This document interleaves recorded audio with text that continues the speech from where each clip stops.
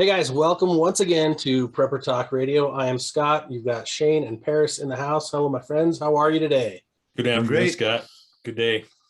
Good day. Well, Good day. every day is a good day if you want it to be. Especially every day above ground. Absolutely.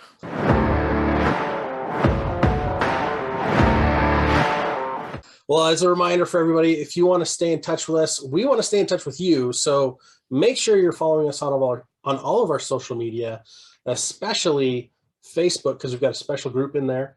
We've also got on our website, preppertalkradio.com, links to some of our favorite gear, and we've got our resource page up. So if you're looking for books we actually have and recommend, those are listed now on our website. You can click on it and go directly and buy those from, I think Amazon is where we've linked them to. Also, Ready Hour is one of the food products we recommend. We're linked on there on our website. You can check it out, My Patriot Supply, linked on our Gear We Like page, as well as some of the other cool products we know and love. Now, without further ado, we need to talk about the elephant in the room. And by the elephant in the room, I mean the donkey in the White House.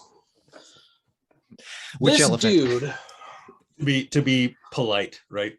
to be polite, well, he's a Democrat, so I can say donkey. And it's not, I'm not demeaning anybody by saying that. I hope you're not taking offense, listeners. But basically what I want to point out is we've got a guy that just let the worst cyber attacker we've ever dealt with as a country, who happens to be a Russian cyber attacker, let him out of prison like 6-7 months ago. And so then today has the nerve to go on the news and be like, hey, everybody, look here, bud. Cyber attack's a problem now. So watch out. Good luck and stuff. Hope you're okay. And oh, by the way, everybody needs to switch to electric vehicles. I'm like, wait a minute. Cyber attacks freed. You want everyone to move to electric vehicles. You're taking away all the coal and the oil and everything else. So there's nothing to power the vehicles.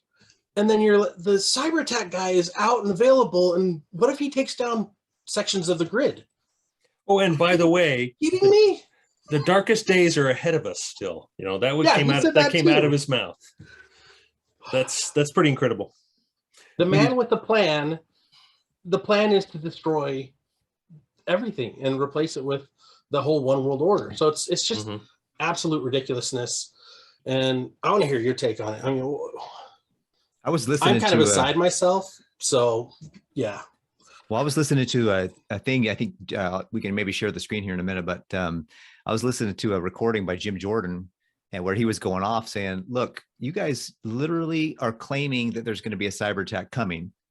And you just let the guy who's the number one hacker, cyber attacker for Russia go from apparently he was in, I don't know where he was, but he was in our control, and they let him go. And Jim Jordan's like, what did we get for that?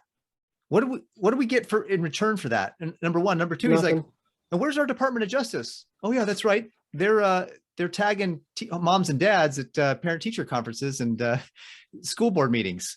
So they're not even worried. Like, we're the number one threat we're supposed to be aware of, according to Biden recently, is the cyber attack from Russia. He let the guy go, who's probably like, no wonder. Like, I'm thinking to myself, yeah, that's why he knows there's going to be a cyber attack, because he just let the guy go who's going to do it.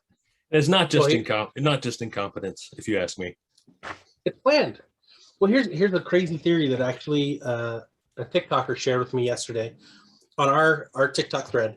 I was talking about cyber attacks. He responded with, well, I think what's going to happen is now that Hunter Biden's laptop's out, they're going to start cyber attacking to make it so they can't find it again.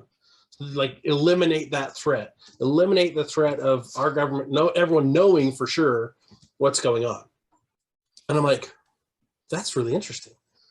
Take down portions of the grid or whatever they need to do to eliminate that. I mean, cyber attacks, a lot of people worry about the grid as the number one issue with it, right? That's my biggest concern.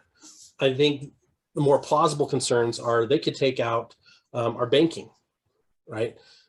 And it doesn't have to be the whole network. Just a couple of the different banks go down, and those people are screwed for a little while, right? If they can take down accounts for different groups.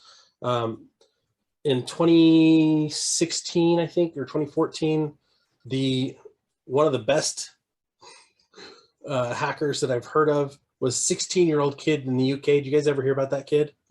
He just got put in jail in 2018. Like, well, he was in jail the whole time, but he just got convicted in 2018. So Dang. he got into the CIA, he got into the IRS, and he got into one other 3-lettered organization. And I'm like, dude, you're 16. And what's crazy is they kept saying they thought it was bots, but it was the kid typing so fast. They've never seen a person type that fast and maneuver around everything they were trying to put up. Wow. I'm like,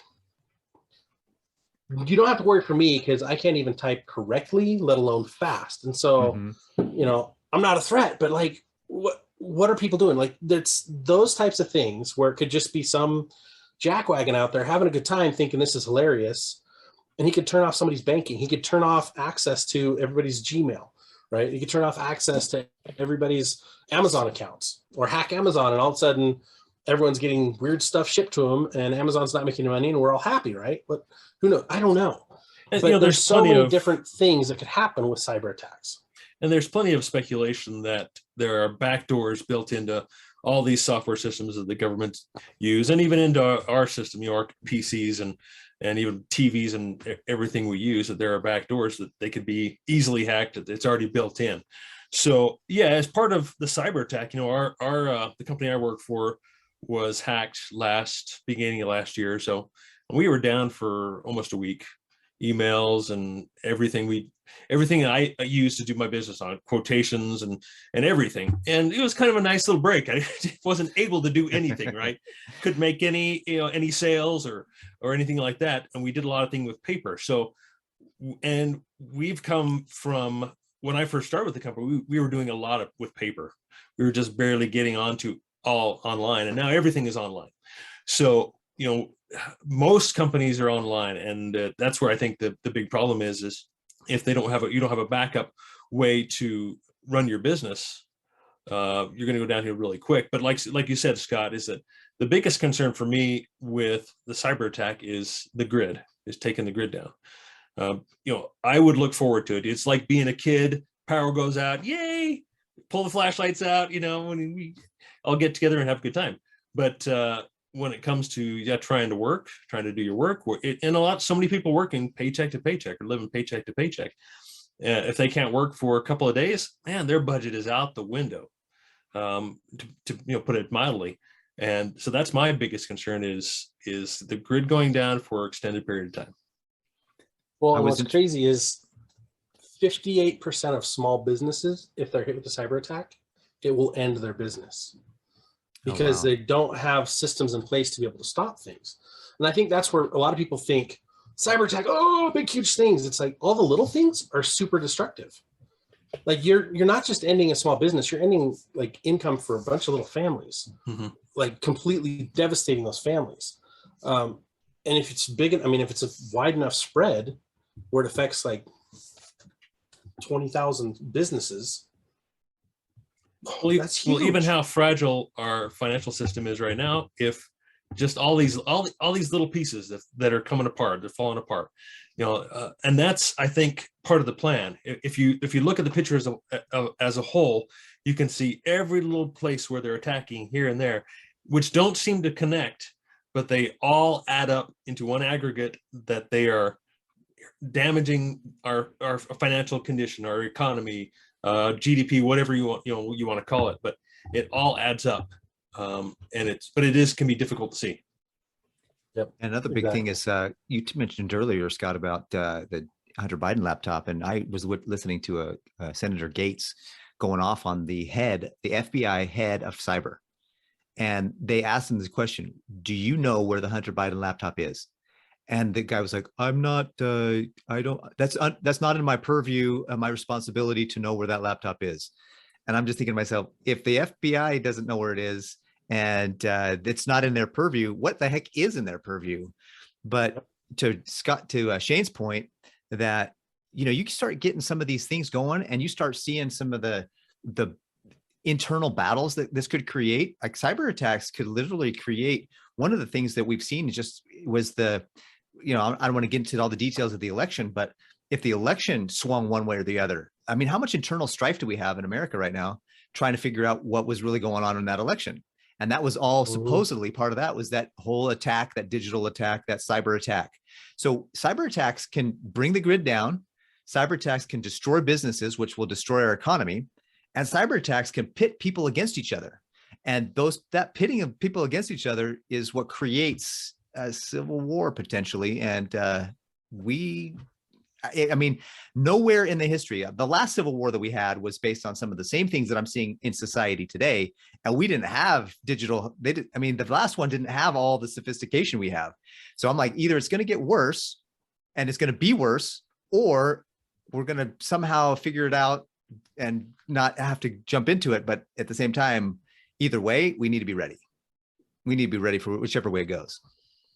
And I think with the temperament of society today, people are just so fragile. Like in the scriptures say, men's heart will fail them. Right? There's no compassion one towards another, or very little in society right now. And it's been planned to make this happen, right? The New World Order, the governments are trying to make this happen so that they can force and lobby and control and depopulate. So understanding those things, now we have to, wind it back a bit and say, okay, what do we do for my family? Number one, don't put everything digital. Like you've got to have backups. That's why we've been talking about books so much on our social media in last conversations. Like books, get hard copies of everything. Print off your binder worth of information, all the recipes you used, all the instructions you need, engineering books, mechanical books, repair books. I've got a whole stack over here. Books on any type of thing that you might need to know.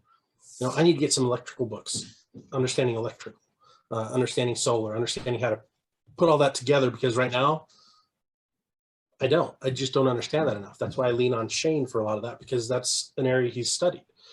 So we need to make sure we print off everything we need. We need to make sure we have physical copies of all of our asset classes, right? Our credit cards, our debit cards, our investments, whatever they may be, because if something goes down and we can't access that for a week or two or a month, we need to verify that when it comes back up, it's the same that was when we last saw it. And Scott, here's something that I did in a couple of years ago is I remember, around my house having a set of encyclopedias, right? And that used to, there used to be the encyclopedia salesman. They go to door, and they would want you to buy a set every single year of each revision of encyclopedias. And they were crazy expensive, right? I went and found one of my birth year, 1972, World Book, got that sucker, stuck it on a shelf. And I figured that the older it is, probably the better and more accurate they would be, rather than trying to get a more updated version. I'm not sure if 72 is old enough to get, a lot of manipulation and change out of our books, but I think I need to go back a little bit further. But I thought that was kind of fun for me to get that birth year of encyclopedias and such. That's awesome. Really cool. That's awesome. I remember when the guy came to our door, my parents were like, yeah, that's great. That's beautiful. And he gave us A. Mm-hmm. And he said, I'll be back in a week. And, all that. For like $50, right? I mean, just a crazy expensive book. No, he book, gave right? us, he gave us A. Mm-hmm. Like, he's like, hey, you guys, because so-and-so bought one up the street, we're giving this one away too. Mm-hmm. You guys want a copy? We're like, sweet, this is exciting. And he comes back a week later to try to close the sale. And my parents handed the book back. They're like, no, we can't afford it. It was like $3,000. Mm-hmm. Like, it was crazy. I'm like, and this is like 1989, 1990. I'm like, holy crud. Yeah, I think I spent $50 or $100 for that whole set. Right? Garage sales is where you find those now. Like, seriously. And that's the place to go. Like, we've got to get people going back to garage sales. We've got to get people going back to thrift shops. Like, you can find so many good books in thrift stores. Yeah, and that's instructions. That's part of one of my biggest concerns that we'll get to, I think, toward the end, is that everybody I know, they're going away from everything printed. They have no more no more DVDs. They've gotten rid of their DVDs or their VHS tapes. I still have